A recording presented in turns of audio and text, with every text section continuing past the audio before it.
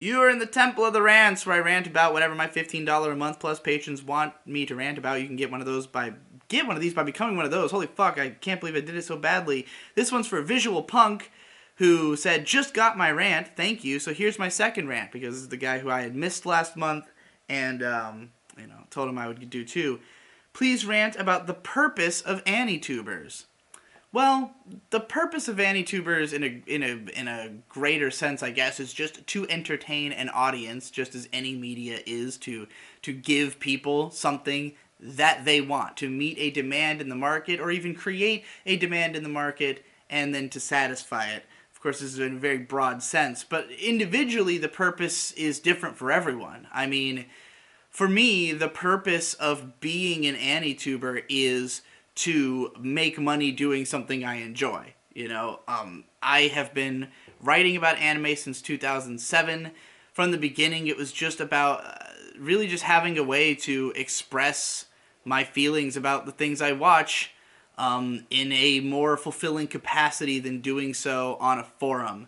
And I think that for me and for a lot of people, talking about the things we like is a way of sort of affirming our sense of self. It's like I watch a show and I love the show, and I know that the fact that I love this show means something about me. It says something about me, because not everybody does love it. Not everybody automatically would feel the same way that I do.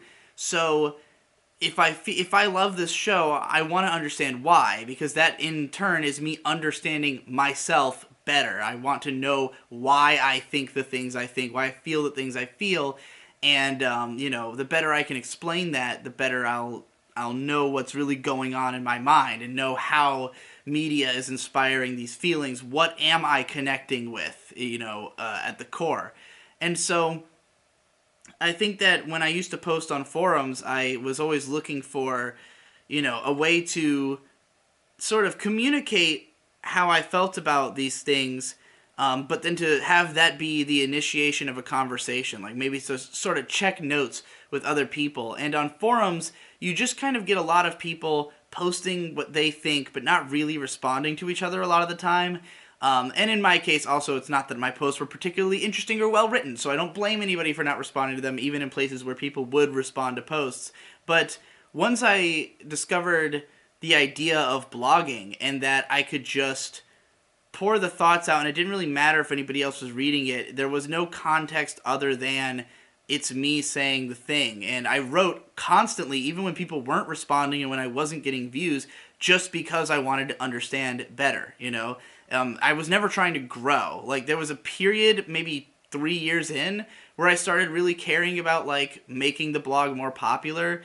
And I did want to have readers, but I mostly just wanted comments. Like, I didn't care about views. I just wanted people to comment and try to help me to work through these thoughts, or just to affirm that the things I was saying were interesting, or, that I had provided any sort of understanding.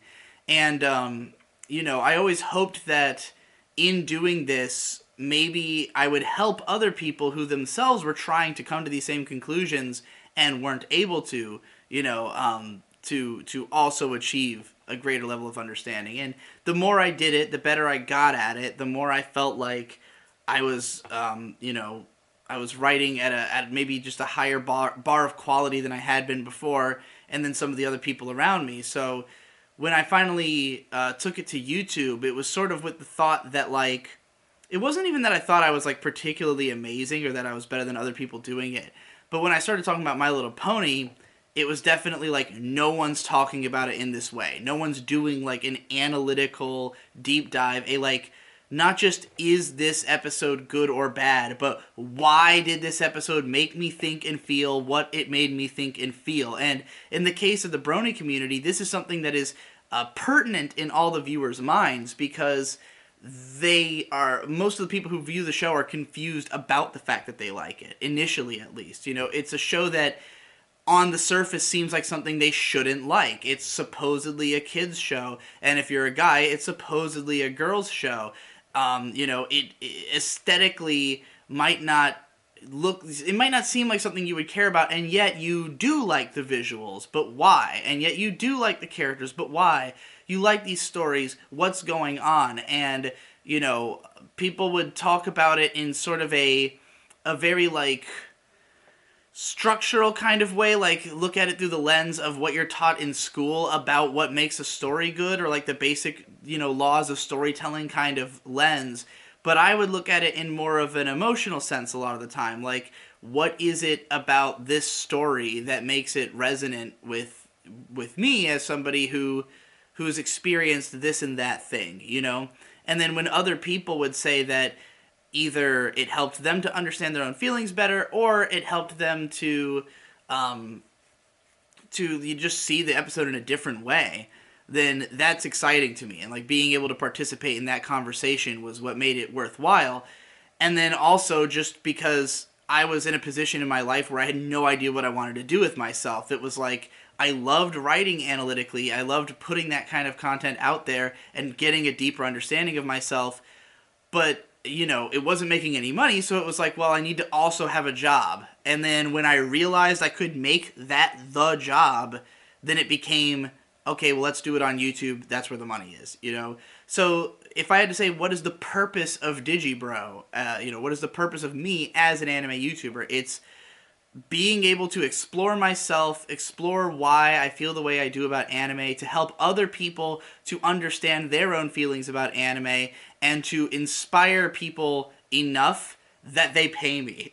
You know, that they think that I'm providing some kind of service, some kind of, you know, I like to think that why people are paying me is that I'm helping them to understand themselves, that I'm helping people to look in the mirror and understand what's there, and, you know, give them words that they didn't have, give them context they didn't have into appreciating, you know, their own emotions. And, you know, also there's the entertainment value aspect. You know, I think I've tried to be interesting and fun to listen to. You know, I try to present. Card filled up for a second there. Anyways, I'm just trying to say that, like, I try to present my videos in a way that they are engaging, and that, you know, I don't waste too much of your time.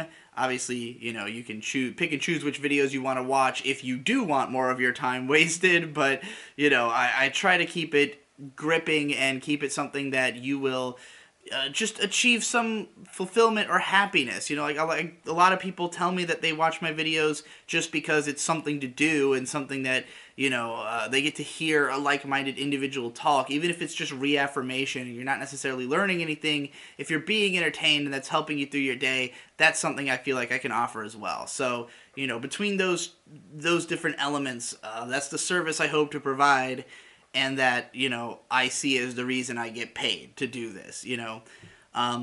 Different anime YouTubers will probably have their own sense of purpose, their own idea of what they're trying to do. So, you know, I don't want to speak for any of them, but that's how it is for me.